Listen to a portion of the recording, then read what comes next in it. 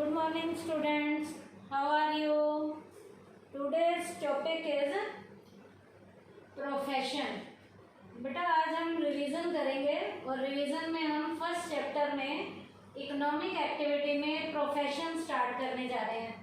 Profession क्या है? हमारी इकोनॉमिक एक्टिविटी है. प्रोफेशन का मीनिंग क्या है बेटा? It refers to that economic activity which is conducted by a person having some special knowledge.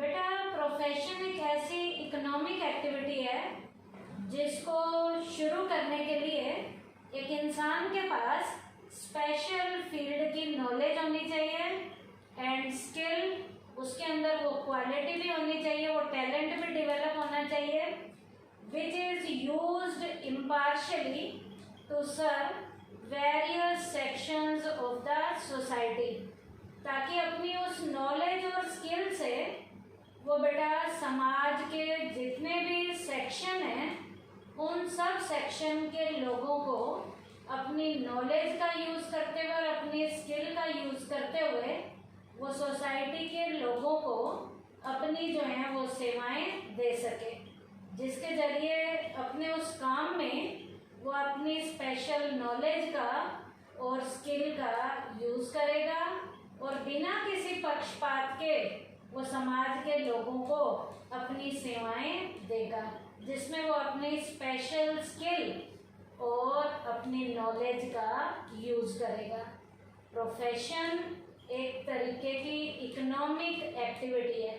Economic activity का मतलब है विच एक्टिविटी, जो काम पैसा कमाने के लिए किया जाए. Economic activity is that activity which is related to money, जिसका मनी से रिलेशन होता है. तो इकोनॉमिक एक्टिविटी में हमने ये पहले प्रोफेशन का मीनिंग किया है. उसके बाद हम प्रोफेशन की फीचर्स स्टार्ट करने जा रहे हैं. फीचर्स इसकी क्या क्या हैं? पहला है body of specialised knowledge and technique. बेटा प्रोफेशन में एक प्रोफेशनल बनने के लिए उस प्रोफेशनल के अंदर उस स्पेशल फील्ड की नॉलेज भी होनी चाहिए और टेक्निक भी होनी चाहिए. आज के टाइम में जो लोग as a professional role play करते हैं वो हमारे डॉक्टर्स हैं, वो हमारे लॉयर्स हैं और वो हमारे चार्टर्ड अकाउंटेंट हैं. अब ये लोग यदि एज अ प्रोफेशनल अपना काम शुरू करेंगे तो उन प्रोफेशनल के पास उस स्पेशल फील्ड की नॉलेज भी होनी चाहिए और टेक्निक भी होनी चाहिए. The first important feature of a profession is that a professional should have specialized knowledge. उस प्रोफेशनल के पास स्पेशलाइज्ड लेवल की नॉलेज होनी चाहिए एंड टेक्निकल स्किल, और उसमें जो टेक्निक का यूज़ होता है वो टेक्निकल लेवल की उसके अंदर स्किल भी होनी चाहिए. An ordinary man cannot run a profession. एक आम आदमी प्रोफेशन की कैटेगरी में नहीं आता. इसका मतलब प्रोफेशनल में उस स्पेशल फील्ड की नॉलेज भी होनी चाहिए और उस स्पेशल फील्ड की उसके अंदर टेक्निक भी डेवलप होनी चाहिए. एक आम इंसान कभी भी प्रोफेशनल की कैटेगरी में नहीं आता. उसके बाद सेकंड इसकी फीचर है formalised methods of acquiring training and experience. बेटा जब भी प्रोफेशनल अपने प्रोफेशन में जब काम करता है तो उसके अंदर प्रोफेशनल के बनने के लिए उस फील्ड की उसको ट्रेनिंग भी दी जाती है, टाइमली उसके एक्सपीरियंस को भी उसमें देखा जाता है. There should always be provision for training and experience in a profession. एक प्रोफेशन में उस खास प्रोफेशन की ट्रेनिंग भी उसे दी जाती है और उसके एक्सपीरियंस को भी काउंट किया जाता है. मान लीजिए हम किसी डॉक्टर के पास जाते हैं तो हम ये देखते हैं कि वो डॉक्टर ट्रेंड है या नहीं है, वो डॉक्टर एक्सपीरियंस्ड है या नहीं है. तो प्रोफेशनल के लिए उसके जो है ट्रेनिंग और उसके एक्सपीरियंस को भी यहाँ पर फॉर्मलाइज किया जाता है। उसके बाद थर्ड पॉइंट है establishment of representative professional association. बेटा प्रोफेशनल पे उनकी जो रिप्रेजेंटेटिव लेवल की प्रोफेशनल एसोसिएशन जो है उनके रूल्स और रेगुलेशन उन पे अप्लाई किए जाते हैं, ताकि रिप्रेजेंटेटिव लेवल की प्रोफेशनल एसोसिएशन टाइमली उनको चेक कर सके कि ये रूल्स और रेगुलेशन के अकॉर्डिंग प्रोफेशनल काम कर भी रहे हैं या नहीं कर रहे। The third characteristic of profession is that it must have a representative professional association. इनके ऊपर प्रोफेशनल लेवल की रिप्रेजेंटेटिव एसोसिएशन इनके ऊपर बनाई जाती है, जो टाइमली इनको चेक करेगी विच परफॉर्म देयर फंक्शंस। वो इनके ऊपर क्या क्या काम करती है, क्या क्या देखती है इनके ऊपर। To regulate the behaviour of its member. जो भी इस प्रोफेशनल एसोसिएशन के मेंबर हैं उनके बिहेवियर को टाइमली चेक करती है, इनका व्यवहार कैसा है। To create code of conduct. उनके लिए एक आचार संहिता बनाती है कि आपने इस कोड ऑफ कंडक्ट को अपने काम के अंदर ध्यान में रखना है। तो कोड ऑफ कंडक्ट को क्रिएट करने का काम भी रिप्रेजेंटेटिव प्रोफेशनल एसोसिएशन का होता है। To build up and promote the image of its member as a profession. Representative professional association के जो मेंबर हैं उन मेंबर के एज अ प्रोफेशन वो सही तरीके से अपनी इमेज को बनाते हुए काम कर रहे हैं या इमेज को गिरा रहे हैं।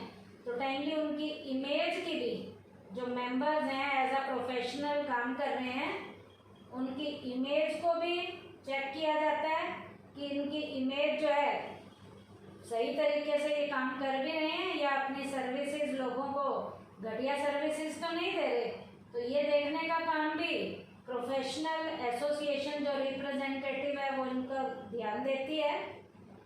इसके बाद बेटा और भी बहुत से काम हैं, जैसे रूल्स और रेगुलेशंस को देखा जाएगा कि काम रूल्स और रेगुलेशन के अकॉर्डिंग ये कर रहे हैं या नहीं कर रहे।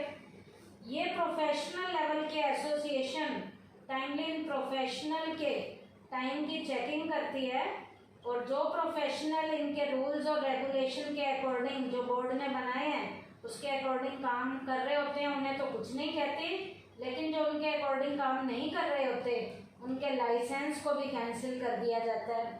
तो ये रिप्रेजेंटेटिव जो एसोसिएशन है प्रोफेशनल की वो कौन कौन सी हैं।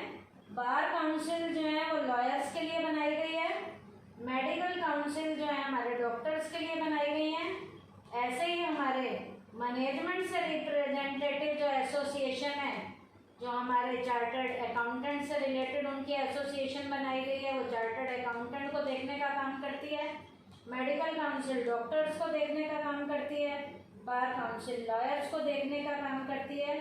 तो प्रोफेशन की थर्ड कैरेक्टरिस्टिक थी establishment of representative professional association. उसके बाद फोर्थ पॉइंट है कोड ऑफ कंडक्ट। इनके लिए रूल्स और रेगुलेशन भी बनाए जाते हैं ताकि इनके काम को चेक किया जा सके।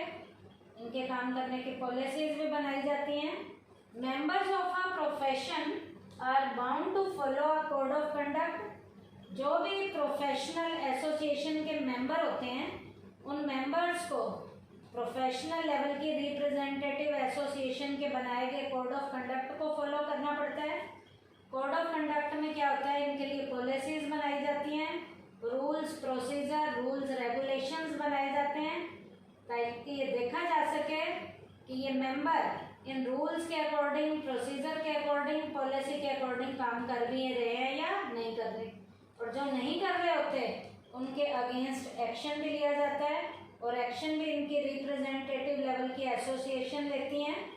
तो फोर्थ प्रोफेशन का हमारा फीचर्स का पॉइंट था कोड ऑफ कंडक्ट। इनके ऊपर एक आचार संहिता कोड ऑफ कंडक्ट के रूल्स रेगुलेशन प्रोसीजर्स भी इनके मेंबर पे अप्लाई होते हैं। उसके बाद लास्ट फीचर है priority of service over economic consideration. बेटा प्रोफेशनल ने पैसा तो कमाना ही है, पैसा कमाने के साथ साथ समाज का भी कल्याण करना है। तो समाज का कल्याण करना इनकी फर्स्ट प्रायोरिटी होती है और पैसा कमाना इनकी सेकंड प्रायोरिटी होती है। In this activity priority is given to service over economic consideration. Professional की जो एक्टिविटी होती है उनमें समाज का कल्याण करना इनका मेन पर्पस होता है और समाज के कल्याण के साथ साथ ये लोग पैसा भी कमाते हैं। इसका मतलब है ये मुफ्त में अपनी सेवाएं लोगों को नहीं देते, सेवाएं देते हैं, पैसा लेते हैं। तो सेवा देकर समाज का कल्याण भी करते हैं और सर्विस को देने के बाद जो पैसा लेते हैं उस तरीके से ये पैसा कमाने का काम भी करते हैं। तो ये पैसा कमाने का काम समाज की सेवा के साथ साथ करते हैं। तो आज के टॉपिक में हमने क्या किया, इकोनॉमिक एक्टिविटी में हमने प्रोफेशन किया है, प्रोफेशन का मीनिंग किया है, प्रोफेशन के हमने 5 फीचर्स किए हैं। क्या क्या, body of specialised knowledge and technique, formulised method of acquiring training and experience, establishment of representative professional association, उसके बाद था कोड ऑफ कंडक्ट और लास्ट पॉइंट था priority of service over economic consideration. तो आज का टॉपिक हमारा इकोनॉमिक एक्टिविटी में प्रोफेशन का था। थैंक यू बेटा।